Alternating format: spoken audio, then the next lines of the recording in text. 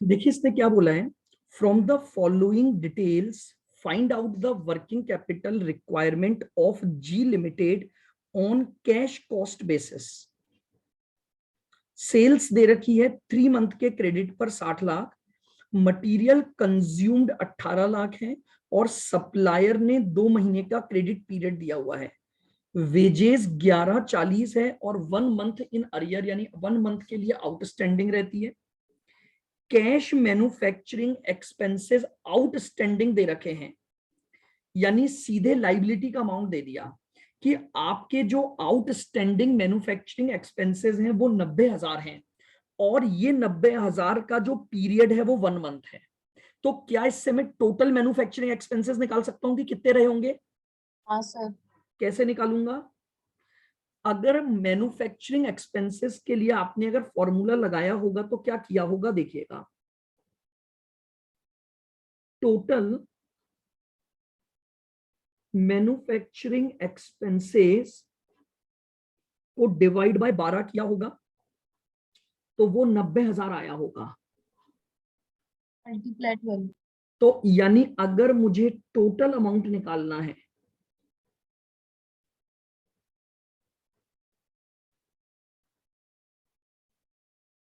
तो मेरे एक्सपेंसेस रहे होंगे 90,000 इंटू 12, यानी 10,80,000। ये मेरे टोटल एक्सपेंसेस आए होंगे। चलिए आगे बढ़ते हैं। फिर एडमिनिस्ट्रेशन एक्सपेंसेस 420 हैं, उनमें भी 1 मंथ का टाइम पीरियड है। सेल्स प्रमोशन एक्सपेंसेस एडवांस में चल रहे हैं। 2 महीने का स्टॉक रॉ मटेरियल रखते हो, 1 मंथ का स्टॉक फिनिश गुड्स का रखते हैं और कैश बैलेंस 2 लाख है। WIP निल है आपका, तो आपको वर्किंग कैपिटल रिक्वायरमेंट निकालनी है। अरे कुछ टाइम पीरियड नहीं गिवन तो 1 मानेंगे? किसमें? Cash manufacturing.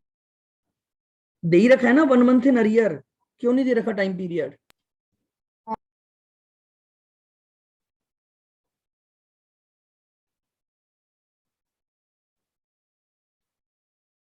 आइए करंट असेट्स।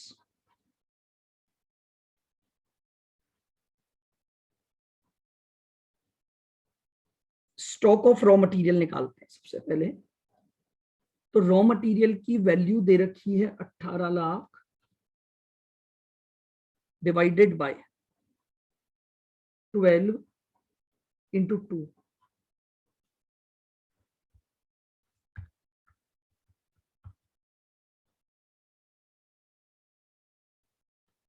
तो रॉ मटेरियल की वैल्यू आ गई आपके पास 3 लाख। WIP है नहीं,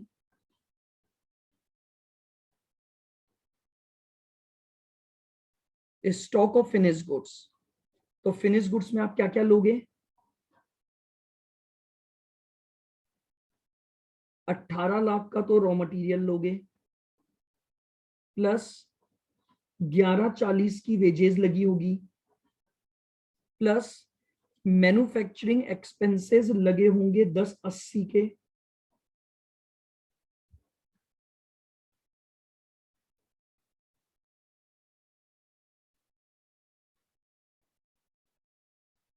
ठीक है।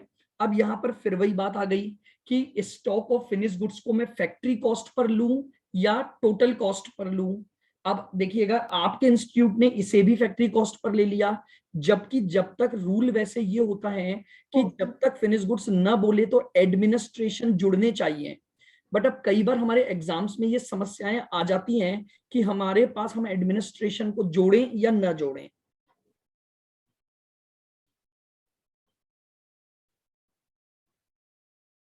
तो बताओ तो अभी मैं जोड़ पेपर के में करूं क्या या बिना कंसीडर जोड़े करना करूं? है? क्या बोल रहे हो? पेपर में क्या कंसीडर करना है तो देखिए टोटल? पेपर में तो देखिए 2-3 क्वेश्चन हैं फिनिश गुड्स के। 2 में इन्होंने फैक्ट्री कॉस्ट पर लिया है, 1 में इन्होंने एडमिनिस्ट्रेशन जोड़ के लिया है।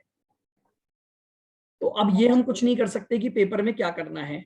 पेपर में तो यही हो सकता है बस आपके पास कि आप फिनिश गुड्स का वैल्यूशन जिस पर भी करें उसका नीचे नोट डाल देंगे बस।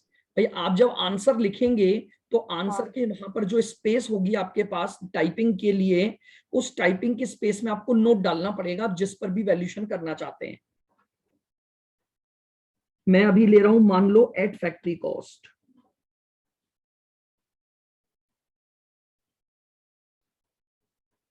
तो फिर एडमिनिस्ट्रेशन ऐड नहीं होगा। Divide by 12 into finish goods का पीरियड कितना है, 1 इंटू 1, तो ये आपके पास फिनिश गुड्स की वैल्यू आ जाएगी 18 प्लस 1140 प्लस 1080 डिवाइडेड बाय 12, 3,35,000।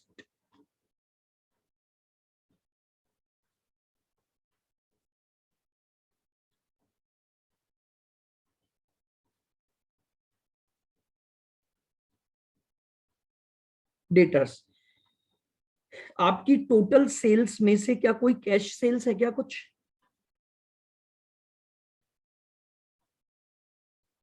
नहीं है। और प्लस आपको क्वेश्चन की पहली लाइन में दे दिया है कि कॉस्ट बेसिस पर निकालना है, तो यानी डेटर को भी मुझे किस पर लेना पड़ेगा, कॉस्ट। तो देखो 40,20,000 तो यहां तक आ ही चुका था मेरा, प्लस इसमें ऐड कर दो एडमिनिस्ट्रेशन के खर्चे 420 और सेलिंग के खर्चे 270, क्योंकि माल बेचते समय ये खर्चे भी लगे होंगे आपके, डिवाइड बाय 12। क्वेश्चन में अगर कॉस्ट बोल दिया है तो फिर अपन डेटर टोटल को कॉस्ट कॉस्ट भी पे लेना लेना। पड़ेगा ना, पढ़ी चुके हैं ये तो अपन। अगर नहीं, क्वेश्चन में बोल दिया कि वर्किंग कैपिटल कॉस्ट बेसिस पर निकालनी है, तो डेटर का वैल्यूएशन आपको कॉस्ट पे ही करना पड़ेगा। फिनिश गुड का बोल रही हूँ सर कि अपन को कॉस्ट बोल दिया तो फिर अपन टोटल पे लेना। फिनिश गुड्स के लिए तो बता ही दिया ना मैंने आपको, दो अजम्पशन है, आपको अजम्पशन लिखनी पड़ेगी। फैक्ट्री कॉस्ट पर करते हो तो इसमें बिना एडमिनिस्ट्रेशन जोड़े उससे आंसर निकालोगे और अजम नोट डाल दोगे कि फैक्ट्री कॉस्ट पर वैल्यू किया है। अगर कॉस्ट ऑफ प्रोडक्शन पर लेते हो तो इसमें आप एडमिनिस्ट्रेशन भी जोड़ दो और उससे आंसर निकाल दो और अजम्पशन डाल दो। 40,20,000 प्लस 420 प्लस 270 कितना हो गया, 47,10,000 डिवाइड बाय 12 इंटू डेटर का पीरियड बोलो 3 मंथ,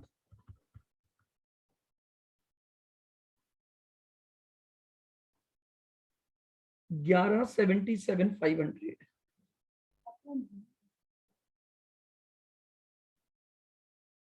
प्रीपेड एक्सपेंसेस, कौन सा खर्चा एडवांस में था, सेल्स प्रमोशन का 2,00,000। 40-20 कहाँ से लाए? 40-20 तो इनका टोटल किया था ना, 18, 1140 और 1080। भाई 18 प्लस 1140 प्लस 1080 हाँ हाँ सर। वो एज इट इज ले लिया मैंने। 270 डिवाइड बाय 12 इंटू 1,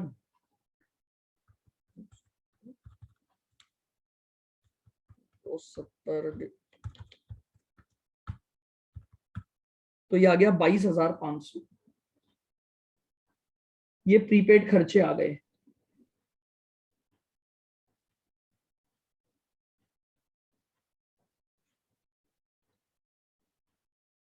और कैश बैलेंस ऐड कर दो, कैश बैलेंस कितना था,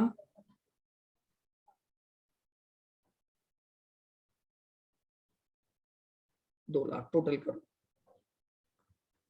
3,00,000 प्लस 335 प्लस 11,77,500 प्लस 22,500 प्लस 2,00,000, 20,00,000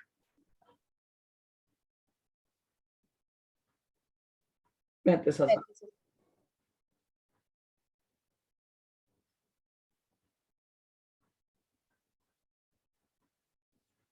ये आपके पास आ गई टोटल करंट असेट्स।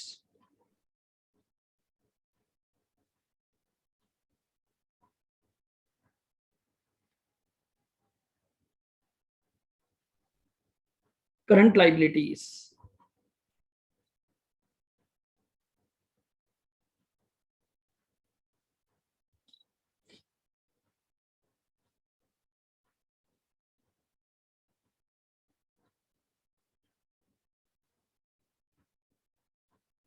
सबसे पहले आ गए क्रेडिटर्स,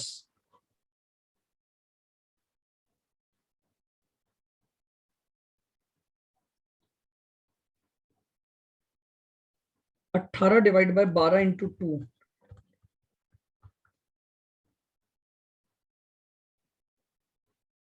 3 लाख रुपए।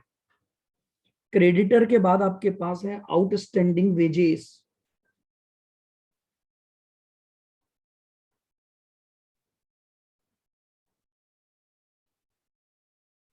1140 डिवाइड बाय 12,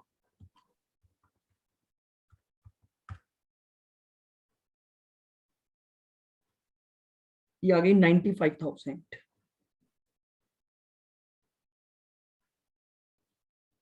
फिर है मैन्युफैक्चरिंग एक्सपेंसेस, तो उसकी तो वैल्यू आपको दे रखी है डायरेक्ट 90,000।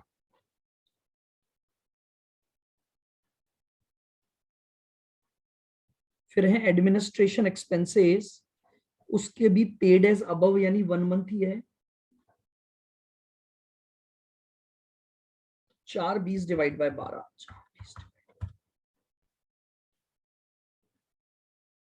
35,000।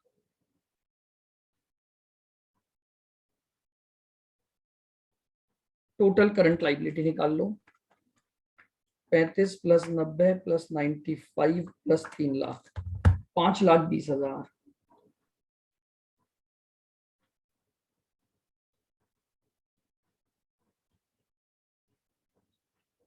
तो वर्किंग कैपिटल आएगी current asset minus current liability, यानी 520 माइनस 20,35,000।